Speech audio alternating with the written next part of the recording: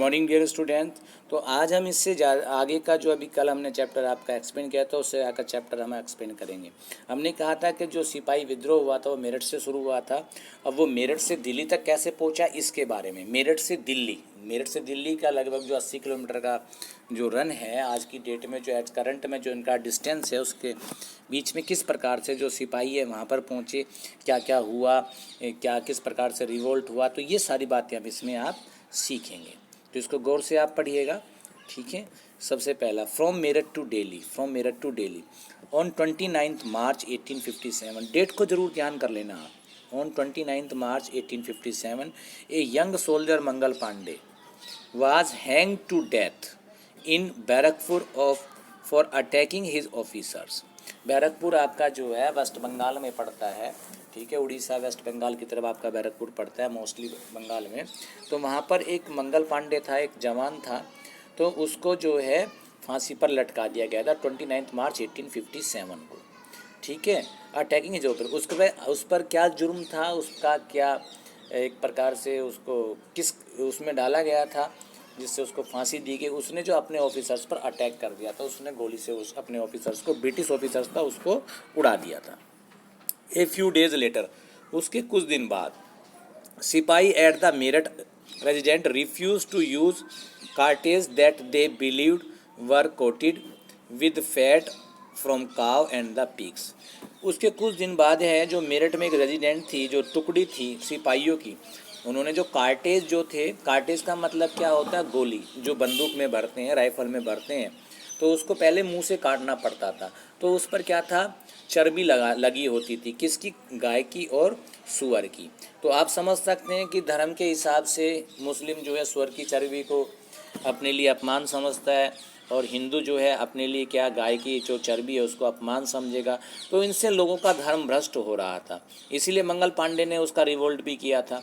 तो उसी के एवज में मेरठ में एक रेजिडेंस थी, वहाँ पर जो सिपाही थे उन लोगों ने कार्टेज को यूज़ करने से मना कर दिया, ठीक है। एंड दीज दीज सिपाही were dismissed from service and sentence to jail.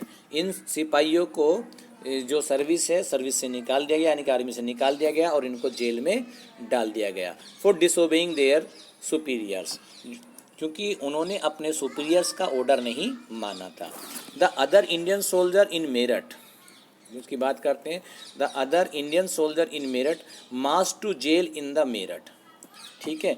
अब जितने जो बचे हुए सोल्जर थे जिनको जेल में नहीं डाला गया था, जहाँ पर सैनिकों को बंदी बनाकर रखा गया था, जिन्होंने कार्टेज यूज़ करने से मना कर दिया था, तो उन्होंने उसकी तरफ, जेल की तरफ वो बढ़ लिए। एंड रिलीज द इम्प्रिजन सिपाहीज, जो भी भारतीय सैनिक जेल में बंद थे उन सबको मुक्त कर दिया, ठीक है, उनको छुड़ा लिया।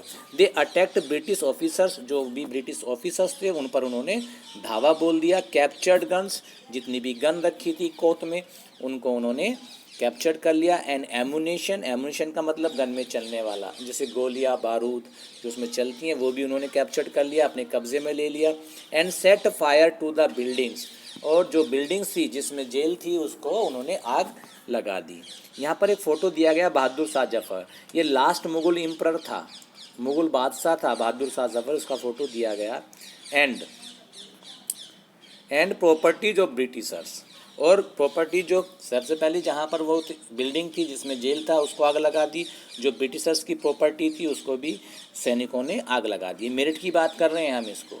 मेरठ में जब सिपाहियों ने काव और पिग की चर्बी लगे हुए जो कार्टेज को यूज़ करने से मना कर दिया, तब ब्रिटिशर्स ने उनको जेल में डाल दिया। उनको छुड़ाने के लिए जो अदर बचे हुए जो सैनिक थे उन्होंने वहाँ पर धावा बोल दिया और उनको जेल से छुड़ा लिया। उस बिल्डिंग को भी आग लगा दी और ब्रिटिशर्स को भी, जो ब्रिटिशर्स की प्रॉपर्टी थी उसको भी आग लगा दी, ठीक है। तो ये इसमें बताया है। द सिपाही Meerut road through the night of 10 मई, जो, ठीक है, जो सिपाही जो थे Meerut road through the night and reach Delhi in the early hours of the next morning. तो सिपाही जो मेरठ से नाइट में ही दिल्ली की तरफ उन्होंने कूच किया। अब दिल्ली की तरफ कूच करने का एक तरीका था, क्योंकि पहले से यहाँ पर मुग़लों ने 200 वर्षों तक यहाँ पर राज्य किया था, तो लोगों को मुग़लों के अधीन रहने की आदत हो गई थी। तो मुग़ल बादशाह को ही अपने देश का वो बादशाह मतलब राजा सोचते थे, ओनर सोचते थे। तो अब बहादुर शाह जफ़र कहाँ रहते थे? दिल्ली में रहते थे। तो इसलिए लोग जो है मेरठ से दिल्ली की तरफ मुँह कर गए। ठीक है, तो वो सुबह सुबह वो दिल्ली जो है 11 मई को वो दिल्ली पहुंच गए। The regiments sentence in Delhi also join the rebellion. ठीक है, sentenced in the Delhi also join the rebellion. तो उनका रेजिडेंस जो रेजिमेंट्स था वो भी वहाँ पर दिल्ली में उस रिबिलियन को ज्वाइन कर लिया। They went on a rampage and many British officers were killed the mutineers captured arms and ammunition and set buildings on fire. जो रेजिडेंस था उसको उन्होंने वहाँ पर मार दिया, जो वहाँ पे रेजिमेंट्स थी, पूरी रेजिमेंट तो वहाँ पर चली गई। स्टेशन इन दिल्ली में डाली and also join the rebellion, जो वहाँ की दिल्ली की थी वो भी उन्होंने भी ज्वाइन कर लिया रेजिमेंट ने। ठीक है, और जो वहाँ पे ब्रिटिश ऑफिसर्स थे उनको भी उन्होंने मार दिया। और जो है म्यूटिनियर्स यानी कि सिपाही जो थे, जो आंदोलन कर रहे थे, जो क्रांति कर रहे थे, ठीक है, उन्होंने जितने भी आर्म्स और एमुनिशन थे यानी कि हथियार गोला बारूद थे उनको अपने कब्जे में कर लिया और उस पूरी बिल्डिंग को आग लगा दी। Troops and soldiers gathers around the wall of the red fort. ठीक है, फिर जो है जितने भी सोल्जर्स थे वो रेड फोर्ट लाल किले की दीवार के पास यानी लाल किले में एक प्रकार से वहाँ पर इकट्ठा हुए and forced their way into the palace to declare Bahadur Shah Zafar the leader.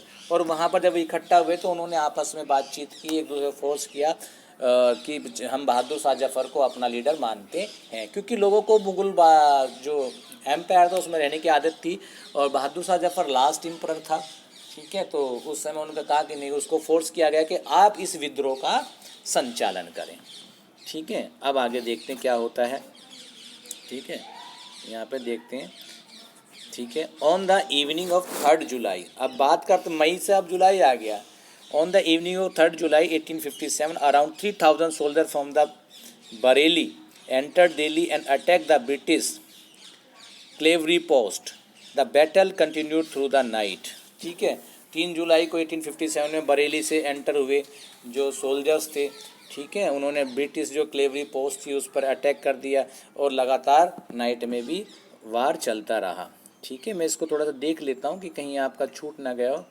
ठीक है, यहाँ पे हाँ, तो ये थोड़ा सा और देख लेते हैं, कोई दिक्कत नहीं है। ये आपका सिपाही का एक फ़ोटो दिखाया हुआ किस प्रकार से इन्होंने वहाँ पर आक्रमण किया और किया। ठीक है, अब आता है द एजनिंग एम्पर से मतलब क्या, वृद्ध। उस समय बहादुर शाह जफर की जो एज थी लगभग क्या 80 ईयर्स थी।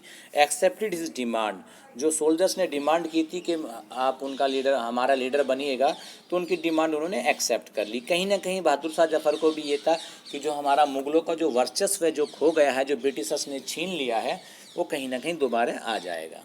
And wrote letters to all the chief, और उसने एक पत्र लिखा सभी मुखियाओं को, एंड रूलर्स जो शासक थे of the country come forward and organise a union of Indian states to fight the British. जितने भी भारतीय राजा थे, शासक थे, उनके लिए उसने लेटर लिखा कि हम सबको एक हो जाना चाहिए अगेंस्ट द ब्रिटिशर्स।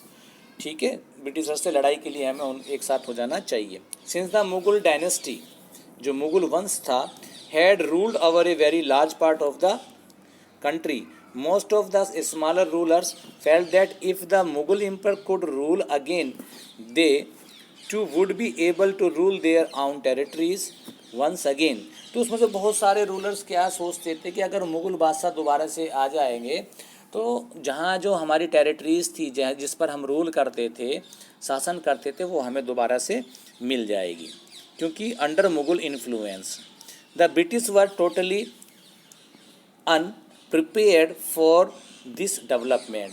अब इस प्रकार की जो घटनाएं हो रही थी, ब्रिटिशर्स को ऐसा पता नहीं था एक्चुअली में। उस समय जो इतनी घटनाएं हुई, तुरंत ही ऐसा घटनाएं हो गई, तो वो उसके लिए पूर्ण रूप से प्रिपेयर्ड नहीं थे, तैयार नहीं थे। Okay, they assumed that the uproar caused by the problem of the cartridge would die down, but Bahadur Shah Zafar decision change the situation radically. उन्होंने सोचा कि ये जो भी कार्टेज की जो है प्रॉब्लम्स हैं थोड़े दिन बाद जो है समाप्त हो जाएगी। लेकिन बहादुर शाह जफर ने जब उसको लीडरशिप उसने स्वीकार कर ली तो इस सिचुएशन को उसने चेंज हो गया, उसका जो मीनिंग ही दूसरा बदल गया। ठीक है, इसको थोड़ा सा आप देखेंगे। नेक्स्ट है, अब ये रिबिलियन कैसे, ये विद्रोह किस प्रकार से फैला। After the British were routed from the Delhi a surge of the mutinies began. ठीक है, तो एक जो है सिपाही विद्रोह जब दिल्ली से स्टार्ट, जब मेरठ से स्टार्ट हुआ, दिल्ली पहुंचा, दिल्ली से जब इस प्रकार की जो बहादुर शाह जफर ने लेटर लिखा और राजाओं को जो भी थे, जो शासक थे ब्रिटिश के रूल में, उनके अनुसार ही काम करते थे। जब मुग़ल बादशाह थे तो अपने अनुसार काम करते थे। तो ये आगे फिर ये बढ़ने लगा स्टेप में, one after another the regiments का मतलब क्या, टुकड़ी होती है, यानी कि सैनिकों की टुकड़ी को रेजिमेंट्स बोलते हैं, इसको ध्यान कर लेना। ठीक है, join the troops at nodal points like Delhi. उन्होंने जो नोडल पॉइंट, जो मेन पॉइंट्स बनाए थे, मुख्य पॉइंट्स बनाए थे, वहाँ पर जो एक के बाद एक ग्रुप जो है उनको ज्वाइन करने लगे। जैसे दिल्ली है, नोडल पॉइंट से मतलब है कि मेन पॉइंट्स पे, या Delhi, Kanpur, Lucknow. People from towns and village also rose up in the rebellion. गाँवों से, शहरों से, मतलब कस्बों से जो लोग जो हैं उसको सपोर्ट करने लगे विद्रोह की। लोकल जमींदार भी उनको करने लगे, और जो छोटे मोटे मुखिया थे, जमींदार थे, वो भी उनको करने लगे। These people were now ready to establish their power and fight the British. अब जो ये लोग थे अपनी पावर को स्टेब्लिश करना चाहते थे, अभी नहीं, ठीक है, करना चाहते थे, और जो क्या थे वो ब्रिटिश के साथ में लड़ाई भी करना चाहते थे। वन सच पर्सन वाज, उसमें से एक व्यक्ति ऐसा था, one such person was Nana Sahib, the adopt son of the late Peshwa Bajirao. Peshwa Bajirao का एक गोद लिया हुआ बेटा था जिसको नाना साहब बोलते थे, आपने नाम बहुत सुना होगा। हु लिव्ड नियर कानपुर, जो कानपुर के नज़दीक में रहता था, ही गैदर्ड आर्म्ड फोर्सेस, उसने जो है सेना को इकट्ठा किया, and barred the British battalion from the city and proclaimed himself Peshwa under emperor Bahadur Shah Zafar. ठीक है, तो उसने अपने आप को पेशवा घोषित कर लिया, किसके अंडर में, बहादुर शाह जफर को वह भारत का बादशाह मान लिया और अपने आप को पेशवा कर लिया। इन लखनऊ, इसमें है ब्रिजिस कादर, लखनऊ की बात करते हैं। अभी कानपुर हो गया है, इसमें देखना कानपुर में किसने रिबिलियन किया। ठीक है, तो इसको ध्यान करना है। अब Birjis Qadr the son of the deposed Nawab Wajid Ali Shah. ठीक है, तो नवाब वाजिद अली सन का, जो वाजिद अली शाह थे, उसका बेटा था Birjis Qadr, was proclaimed the Nawab, new Nawab, and accepted the suzerainty of the Bahadur Shah Zafar. उसने को अपने आप को नवाब घोषित कर लिया, किसकी सुवर्जिटी में, किसके अंडर में, किसके संरक्षण में, बहादुर शाह जफर के। तो आप देख सकते हैं कैसे कैसे लोग जो थे अपनी पावर को इकट्ठा किया। In Jhansi, Rani Lakshmibai also join the mutiny, उसने भी सिपाही विद्रोह को किया, क्योंकि उसने पहले भी बात की थी,